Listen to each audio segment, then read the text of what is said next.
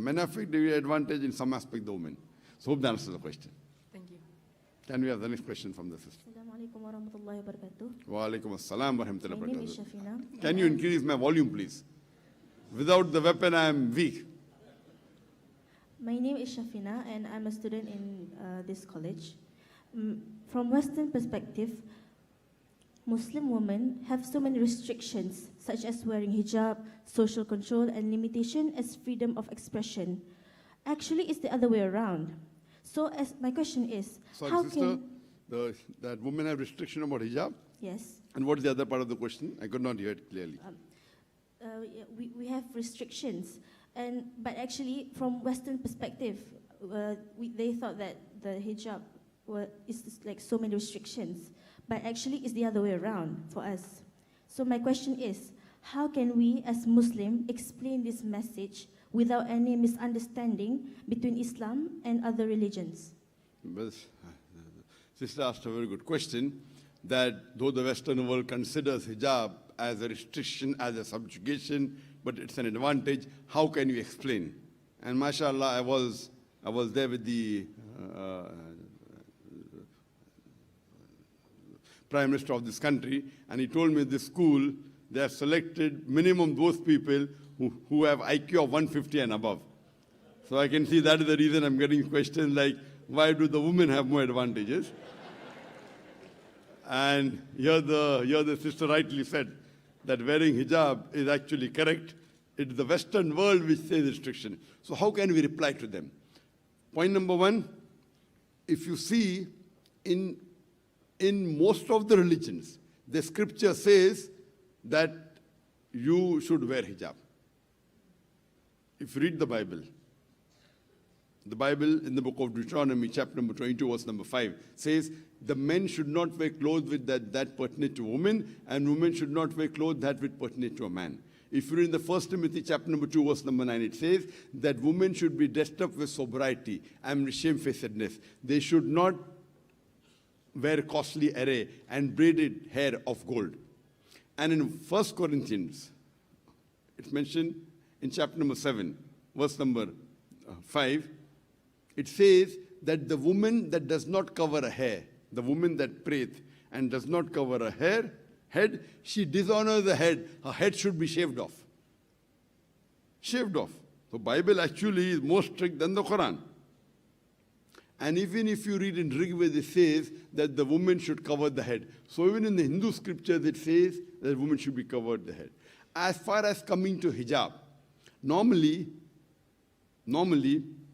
many a times, or most of the time, when a Muslim religious person is talking about hijab, he talks about the hijab for the woman. But in the Quran, Allah subhanahu wa ta'ala first speaks about the hijab for the man and then for the woman.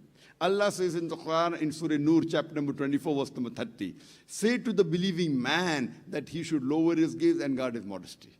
Whenever a man looks at a woman, any female, and if any brazen thought, any unashamed thought comes in his mind, he should lower his gaze. Once there was a Muslim who was staring at a girl for a long time.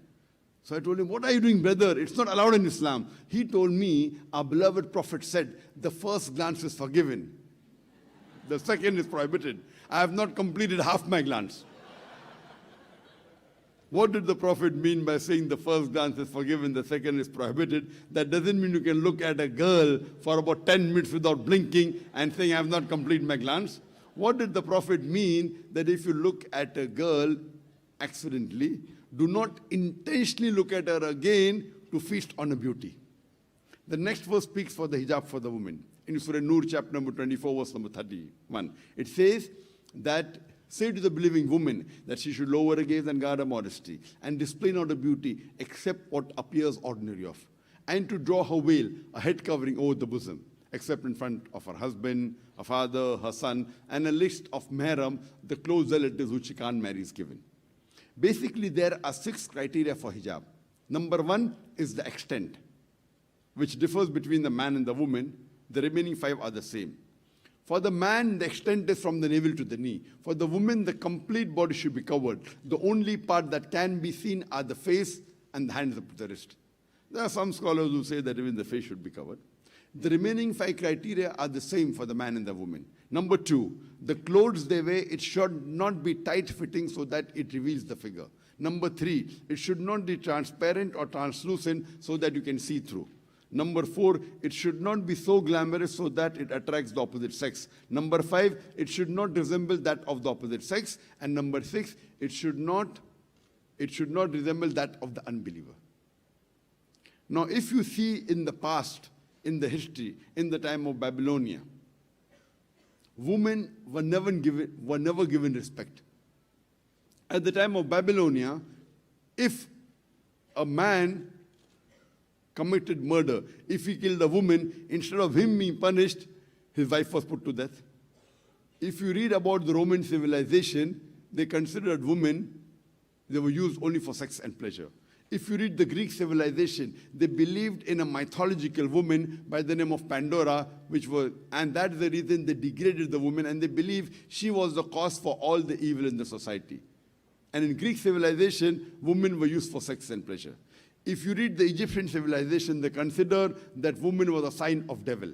In the Arab civilization, before the Quran was revealed, it was very often that when a girl was born, she was buried alive. After the Quran was revealed, this evil practice stopped. Now, Quran and Islam is the first religion that uplifted the woman, and it has shown a way how to maintain the status. And that's the reason hijab has been done, to uplift the woman and to maintain the status. Allah says in Surah Ahzab chapter 33 verse 59 that, O Prophet, tell your wives and the believing women, when they go abroad, they should put on the cloak, the overcoat, so that they shall be recognized and it will prevent them from being molested. I would like to ask you a question.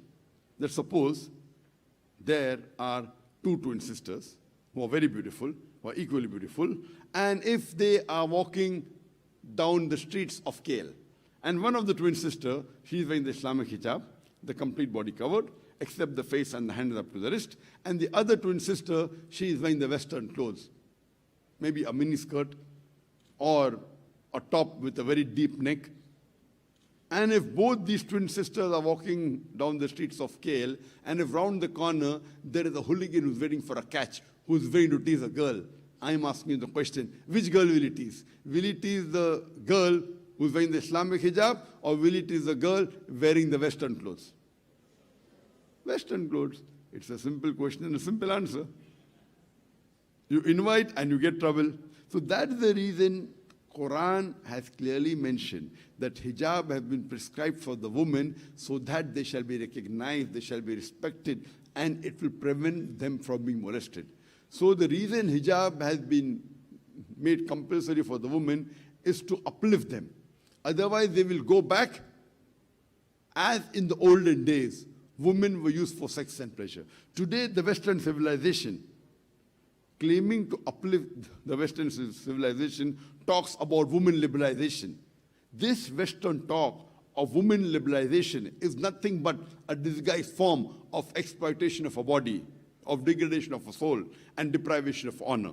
The Western society, claiming to uplift the woman, have actually degraded her to a status of concubine, mistresses, and society butterflies, which are used nothing for sex and pleasure, in the hands of pleasure seekers in the name of art and culture. The Western society talking about women liberalization and art and culture are only degrading the woman. And we see that. They say equality, equality, and you see it's common that whenever you see an ad, whether a woman has to be or not, invariably you'll find a woman. Even in the ad of a motorcycle. How many women ride motorcycle? Percentage-wise, very small. But in the ad of a motorcycle, you'll find a woman. And I was told by someone that in a very famous ad of BMW, you know BMW, it's supposed to be a very status car. It's in competition with Mercedes. And the youngsters, they like BMW because it's better pickup, fast. In one of the ads I was told of BMW, in that BMW advertisement, in front of the BMW car, there was a lady standing with a bikini, and the ad read, "Test drive her now." Who, the girl or the car? What is the Western world doing? They are selling our mothers, they are selling their wives, they are selling their daughters. If this selling your mothers and wives and daughters means subjugation, then we Muslims are happy to be subjugated. We are subjugated with the law of Allah subhanahu wa ta'ala. We want to be protected. We love our mothers, we love our wives, and we love our daughters. That is the reason this hijab, it protects the woman, and we want a woman to be protected and uplifted. Hope that answers the question. Then we have the next question. Assalamu alaikum wa rahmatullahi wa barakatuh. My name is Abdul Shakur Akir bin Ma'anwar. I have a question for you. Could you share your thought on how we can explain to the non-Muslim in an effective way and the Muslim on total devotion to Allah? Thank you.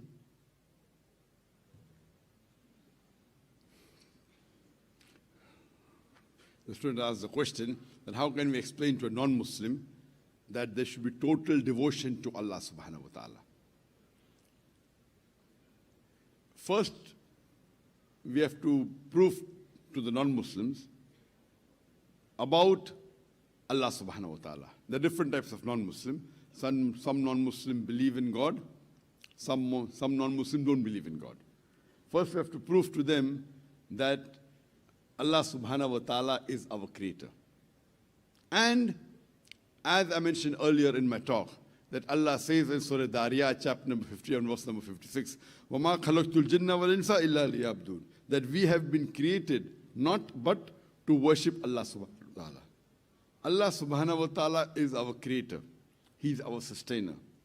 And if you ask any human being, he will tell you that yes, we have to love our parents, we have to respect our parents. Why? Because they gave us life, they gave us all this ni'mah. In this context, if you compare our Creator Allah subhanahu wa ta'ala, He has given everything that is there around us. When our parents take care of us, we respect them, we love them, and we thank them. Allah subhanahu wa ta'ala has given us all this ni'mah.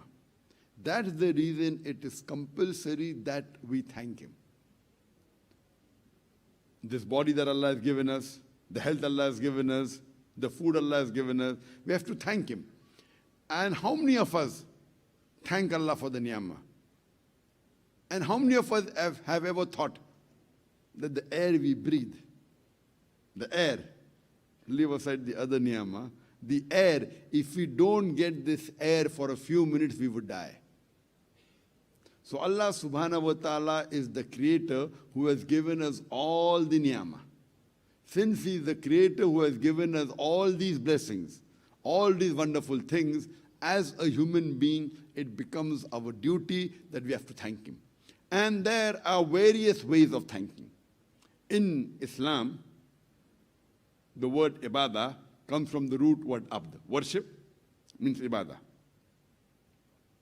Ibadah comes from the root word abd, meaning a slave. So, worship, people think that worship means only salah. Yes, worship is one type of salah. Salah is one type of worship, which is a very high category. Giving zakat is worship, going for hajj is worship. But as a whole, any commandment you follow of Allah subhanahu wa ta'ala, it is ibadah. Obedience to Allah is ibadah. If Allah says not to have alcohol, and you don't have alcohol, you are doing ibadah.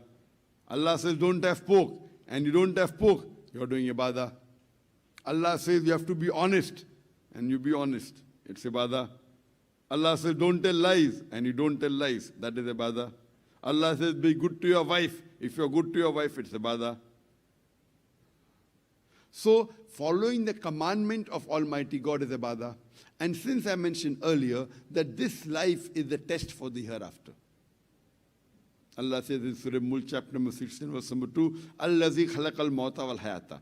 It is He who has created the life and the death, to test which of you is good in deeds. So this life that we are leading in this world is the test for the hereafter. And our textbook And the rules and regulation is given in the Quran. So if we follow these rules and regulation of the examination, in the next life, inshallah, we'll go to Jannah, we'll go to paradise. So it's the duty of every human being that he follows the commandment of the Creator Allah subhanahu wa ta'ala. And when we follow the commandment of the Creator Allah subhanahu wa ta'ala, we are doing ibadah. And if we do this, inshallah, we'll benefit in this world as well as the akhirah. Hope that answers the question. Thank you. Can we have the next question, please? Wa alaikum assalam wa rahmatullahi wa barakatuh. Assalamualaikum warahmatullahi